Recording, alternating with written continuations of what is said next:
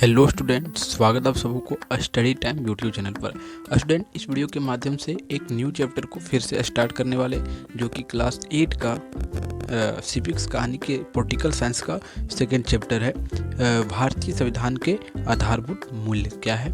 जो हमारे संविधान के मतलब जो संविधान में हमने क्या अधिकार दिया गया है और उसके क्या कुछ मूल्य बातें हैं, क्या आधारभूत बातें, इस अध्याय के माध्यम से यही सब बातें जो सो हमें संविधान के बारे में बताया गया है। तो आप वीडियो को ध्यान से देखिएगा और कहीं भी वीडियो को स्किप नहीं कीजिएगा।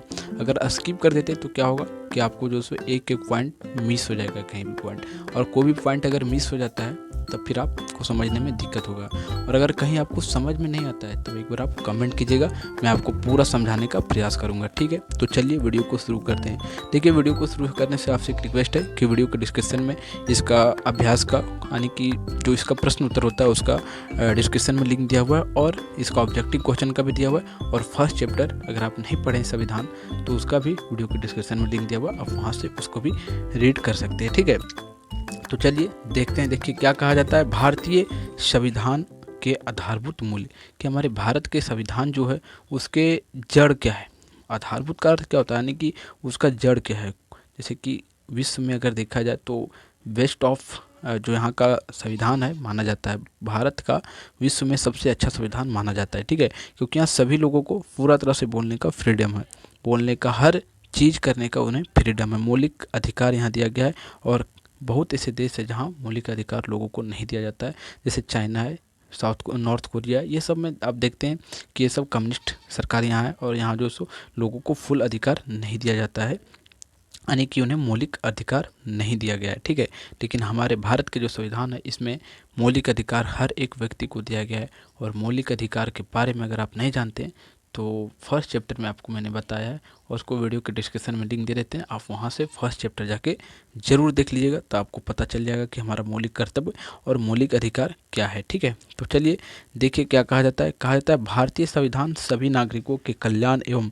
सतत विकास का आवश्यक अवसाधन देता है, यानी कि जो हमारा भारत का संविधान है वो सभी लोगों को और सभी देश के वासियों को जो सो क्या देता है, विकास करने का एक सतत साधन देता है। ठीक है, अगला कहा जाता है संविधान निर्माण के लिए गठित संविधान सभा में व्यापक विचार और विचार विमर्श के पश्चात कई आधारभूत मूल्य निर्धारित किए गए, और इसके झलक हमें प्रस्तावना में दिखाई पड़ती है। और प्रस्तावना का संविधान का सार माना जाता है, और यह अत्यंत संक्षिप्त, आकर्षण एवं शीघ्रभीत है। कहने का अर्थ ये बनता है कि जो हमारा भारत का क्या संविधान है, ये हमें जो हमारा प्रस्तावना होता है, आप स्कूल में प्रस्तावना आपका होता होगा, अगर नहीं होता है तो भी ठीक है, और होता है तो आपने वहाँ देखा होगा कि आपके संविधान का जो सारांश है पूरा वहाँ बताया गया है। ठीक है, जो हमारा प्रस्तावना होता है, और ये संविधान से ही इसका सारांश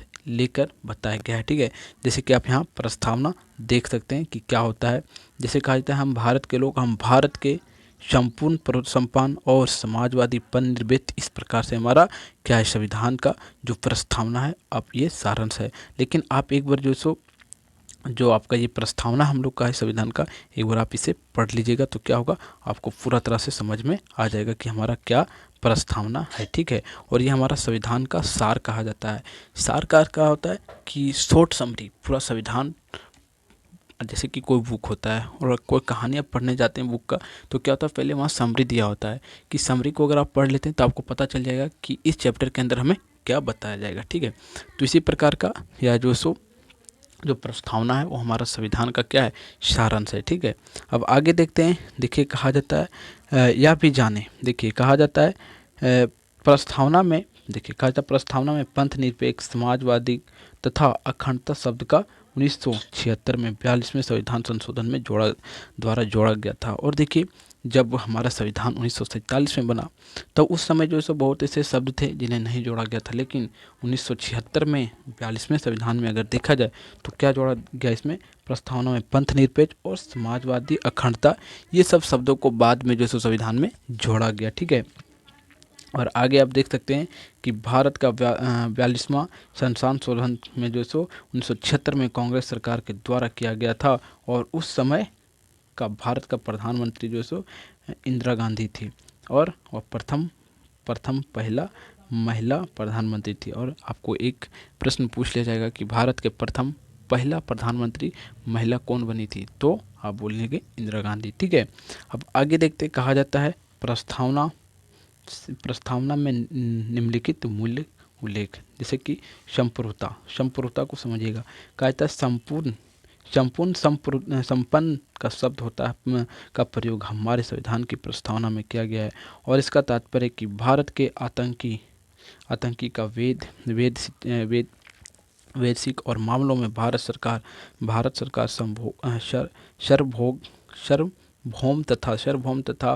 सार्वभौम तथा स्वतंत्र है, और विधि की दृष्टि से भारत के ऊपर किसी भी आतंकी तथा ब्राह शक्ति का द्वारा नहीं है। और भारतीय अस्थिरता और अधिनियम के पारित हो जाने से भारत ब्रिटिश शासन का नियंत्रण समाप्त हो गया, और 26 जनवरी 1950 को भारत संपूर्ण राष्ट्र बना। कहने का अर्थ ये बनता है कि हमारे संविधान में जो कुछ ऐसे वर्ड हैं, जैसे कि संपूर्ण होता है, ये सब वर्ड का मतलब क्या है पूरा तरह से इन्हें बताया गया है, और आप समझते होंगे। और हमारा जो भारत है 26 जनवरी 1950 को जो सो भारत संपूर्ण राष्ट्र बन गया। ठीक है, यानी कि अंग्रेज से पूरा तरह से यह क्या हो गया, आज़ाद हो गया। आगे फिर कहा जाता है समाजवाद। कहा जाता है यह समाजवाद के तात्पर्य है कि बिना भेदभाव समाज के सभी सदस्यों के हित का कार्य करना, और प्रस्तावना के इस उल्लेख का रेखा रेखा रेखा रेखांकित करता है कि राज्य के अंतिम लक्ष्य समाजवाद को पाना है, और ताकि समाज में आज तथा जीवनयापन के स्तर विषमता को कम किया जा सके, और इस लक्ष्य को लोकतांत्रिक समता एवं हिंसा के माध्यम से प्राप्त किया जाना है। और यह शब्द भारत को एक जन कल्याणकारी राज्य घोषित करती है इस प्रकार से। ठीक है, तो आप समाजवाद के बारे में समझ चुके होंगे। अब हमारा अगला आता है धर्म निरपेक्ष तथा पंथ निरपेक्ष।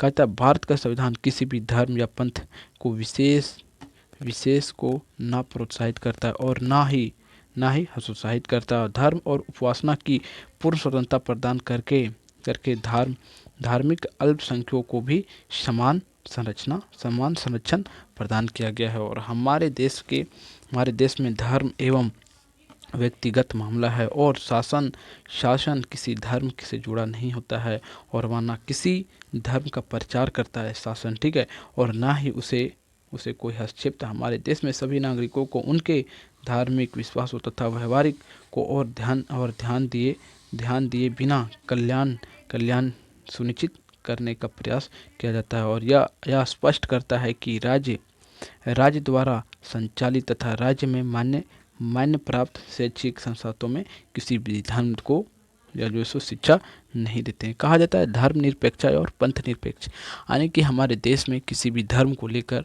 प्रोत्साहित और हतोत्साहित नहीं किया जाता है, कि आप पर फोर्स नहीं डाला जाता है कि आप इसी धर्म को माने। लेकिन बहुत ऐसे कंट्री होता है जहां आपको उस धर्म को मानना अनिवार्य होता है।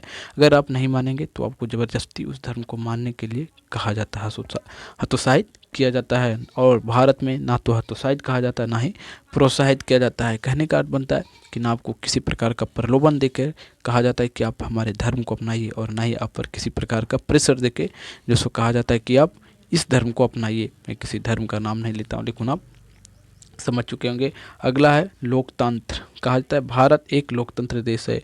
लोकतंत्र का तात्पर्य है कि राज शक्ति और जनता के निहित होती है, और हमारे देश में जनता सर्वोच्च है और बहुमत है। कहा जाता है कि हमारे देश में जो जनता है वो सुप्रीम कोर्ट से भी ऊपर है, यानी कि सबसे ऊपर है। अगर जनता है तो ही तो नियम पालन होगा।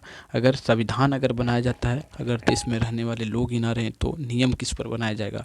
कहने का अर्थ ये बनता है। तो सबसे पहले अगर देखा जाए तो सबसे पहले हमारे देश में मानवता है।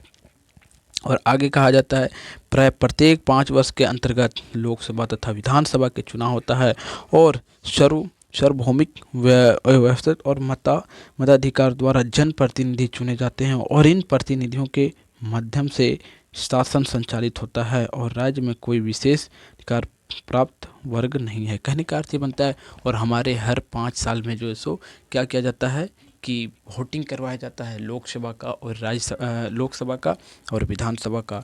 और लोकसभा से जब वोटिंग करवाया जाता है तो वहाँ से प्रधानमंत्री बनता है, और विधानसभा का करवाया जाता है तो जाके क्या बनता है, देश के मुख्यमंत्री बनता है। और इस प्रकार से जब किसी एक आप पार्टी को चुन के जो है उसे आप वोट से जिता देते हैं तो वह पूरे देश के शासन को फिर अपने हाथ में लेकर वो बागडोर को संभालता है।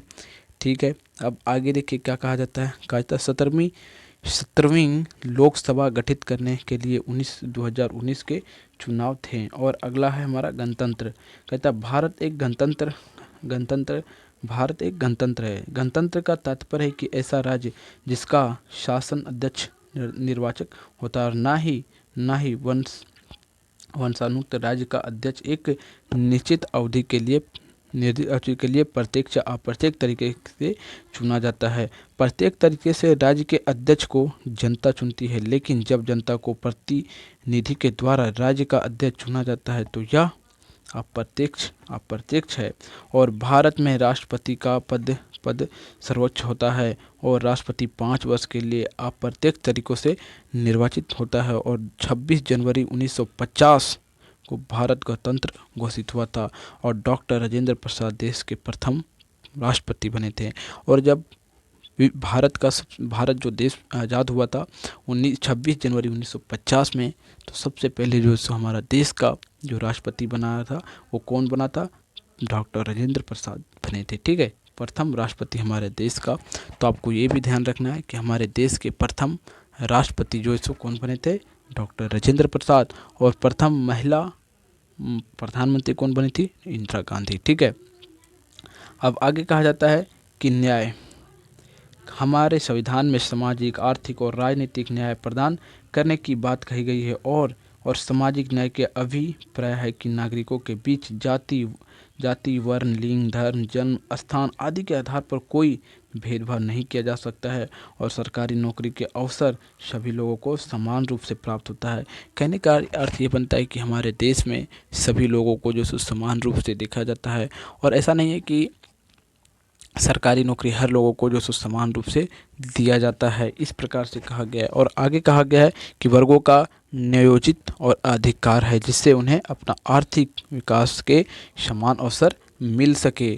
फिर आगे कहा जाता है पुरुष और स्त्री दोनों को समान कार्यों के लिए समान वेतन मिले, और स्त्री और बच्चों के श्रम का दुरुपयोग ना हो, और आर्थिक विनम्रता से विनाश होकर नागरिकों को ऐसी रोजगार में ना जाना पड़े कि उनकी आयु का शक्ति में प्रतिकूल हो, और बालकों को निःशुल्क तथा अनिवार्य शिक्षा की व्यवस्था इसी न्याय का प्रतिफल है। और राजनीतिक न्याय का अर्थ है कि राज्य के अंतर्गत समस्त नागरिकों को समान रूप से नागरिकों और राजनीतिक अधिकार प्रदान हो, और मताधिकार के प्रयोग का आधार वयस्क मताधिकार का सिद्धांत हो, और राज्य में अभी जन्मत वर्ग से कोई विशिष्ट प्राप्त ना हो। कहने का अर्थ ये बनता है कि हमारा जो देश का सर्वोच्च न्यायालय है, और जो देश का सुप्रीम कोर्ट होता है, और उसके नीचे जो सो राज्य के कोर्ट होते हैं, तो उनमें से अगर आपको कुछ परेशानी होता है, जैसे आपके मौलिक अधिकार पर कुछ होता है, तो आप वहाँ बात अपना रख सकते हैं। अब अगला हमारा स्वतंत्रता। कायता प्रस्तावना में विचार, अभिव्यक्ति और विश्वास, धर्म और उपासना की स्वतंत्रता की बात कही गई है। और इसका मतलब यह है कि हर व्यक्ति अपने पसंद से अपने धर्म मानने के लिए स्वतंत्र है, और वह अपने इच्छा की ही प्रार्थना को स्वचित विधि से अपना सकता है, और उसे विचार व्यक्त करने पर भाषण देने की छूट है, और भाषण से देश की एकता और अखंडता पर कोई आँच न आए, ऐसा हमें भाषण देना चाहिए। अब अगला हमारा समानता से अभिप्राय है कि अपने व्यक्तियों के समुचित विकास के लिए प्रत्येक नागरिक को समान अवसर उपलब्ध होने चाहिए, और सभी नागरिक केवल अपनी क्षमता, गुण और प्रतिभा के अनुसार सभी लोग पद और समान और स्थान पाने के समान रूप से अधिकार है। और सार्वजनिक स्थानों में प्रवेश सबके लिए सुलभ है, और समानता के लिए सिद्धांत के आधार पर छुआछूत को दंडनीय अपराध घोषित किया गया है। कहने का अर्थ ये बनता है कि समानता यानी कि किसी भी व्यक्ति को आप अपने से कम नहीं समझना चाहिए, सबको समान अधिकार दिया गया है और छुआछूत की जो भेदभावना थी उसे हमें देखना नहीं चाहिए, नहीं तो ये दंडनीय अपराध हो जाता है। अब अगला है बंधुता। न्याय, स्वतंत्रता और समानता के आदर्श तभी फलीभूत होंगे जब सभी भारतीयों की बंधुता की भावना हो और सभी नागरिकों को बिना किसी भेदभाव के मूल अधिकार की जो गारंटी दी गई है और समाजवादी तथा आर्थिक समानता का लक्ष्य प्राप्त करने के लिए जो निर्देशक सिद्धांत बनाए गए हैं उनका उद्देश्य भी बंधुता को बढ़ावा देता है। अगला है व्यक्ति की गरिमा। हर व्यक्ति महत्वपूर्ण है और आत्मसम्मान के साथ जीवन जीने का अधिकार सभी को होना चाहिए। किसमें? व्यक्ति की गरिमा में। और आगे कहा जाता है बंधुता से व्यक्ति की गरिमा को सुरक्षित रखने तथा बढ़ावा देने का आशा करती है और संविधान निर्माताओं के मन में व्यक्ति की गरिमा और सर्वाधिक महत्वपूर्ण थी। इसके पीछे उद्देश्य यह है कि लोग को स्वतंत्रता, समानता आदि मूल अधिकार अनिवार्य रूप से प्राप्त हो सके और यह सरकार की जवाबदेही बनती है और वह अपनी नीतियों से सभी नागरिकों की जीविका के पर्याप्त साधन काम को न्यायसंग तथा मनोवंचित दर्शाने को उपलब्ध करता है। और अनुच्छेद 17 और 32 में व्यक्ति की गरिमा का अभिवृद्धि में सहायता है। कहने का अर्थ ये बनता है कि 17 अनुच्छेद और 32 अनुच्छेद में जो हमारा जो व्यक्ति की गरिमा है इसके बारे में संविधान में उल्लेख किया गया है। अब आगे देखते हैं राष्ट्रीय एकता एवं अखंडता। देखिए, राष्ट्रीय एकता और अखंडता को समझिएगा। कहा जाता है व्यक्ति की गरिमा को तभी सुरक्षित रखा जा सकता है जब राष्ट्र की एकता व अखंडता सुरक्षित रहे। इसलिए अनुच्छेद 51 के अंतर्गत सभी नागरिकों को यह कर्तव्य बना दिया गया है कि वे भारत की संपूर्णता, एकता व अखंडता की रक्षा करें और ऐसे मामलों में जो राष्ट्र की एकता व अखंडता के लिए खतरा बन सकते हैं और सभी नागरिक से यह आशा की जाती है कि वे सभी भेदभावों को भूलकर तथा अपनी निजी स्वार्थ से ऊपर उठकर अपना सम्मान करेंगे। और इस तरह भारतीय संविधान में जो मूल निर्धारण किया गया है व्यक्ति की गरिमा तथा राष्ट्र की एकता और अखंडता और अभिव्यक्ति की भावना से ओतप्रोत है। इस आने की कहने का अर्थ ये बनता है कि राष्ट्र की एकता और अखंडता, हमें राष्ट्र की एकता और अखंडता पर जो सो हर एक व्यक्ति को कार्य करना चाहिए। हमें ऐसा कुछ गलत कदम नहीं उठाना चाहिए कि हमारे देश की एकता और अखंडता पर आ जाए, ठीक है। और अगर ऐसा करने का प्रयास कोई व्यक्ति करता है तो उसे दंडनीय अपराध दिया जाता है। अब अगला है 2014 से 31 अक्टूबर राष्ट्रीय एकता दिवस के रूप में मनाया जाता है। और 31 अक्टूबर भारत के प्रथम गृह मंत्री लौह पुरुष, भारत के प्रथम गृह मंत्री कौन बने थे? भारत के प्रथम गृह मंत्री लौह पुरुष सरदार वल्लभ भाई पटेल का जन्म दिवस है और उन्हें भारत का विश्वकर्मा कहा जाता है। और क्योंकि उन्हें भारत के लगभग 560 देशी रियासतों से एकीकरण के महत्वपूर्ण भूमिका निभाई है, ठीक है। कौन? सरदार वल्लभ भाई पटेल। और अगला है भारत के राष्ट्रपति के संबंध में कुछ रोचक जानकारी। और अगला हमारा डॉक्टर राजेंद्र प्रसाद भारत के ये प्रथम और पहला राष्ट्रपति बने। उसके बाद इतने प्रकार के जो राष्ट्रपति बने, फिर आप देख सकते हैं डॉक्टर APJ अब्दुल कलाम है, फिर डॉक्टर सर्वपल्ली राधाकृष्णन और भारत की पहला महिला प्रधानमंत्री जो सो प्रतिभा देवी सिंह पटेल बनी थी। और इस प्रकार से इस अध्याय का एक्सप्लेन जो है सो समाप्त होता है। और अगर आपको वीडियो अच्छा लगा हो तो वीडियो को लाइक करके जाइए और हमारे चैनल पर नहीं तो चैनल को सब्सक्राइब कीजिए।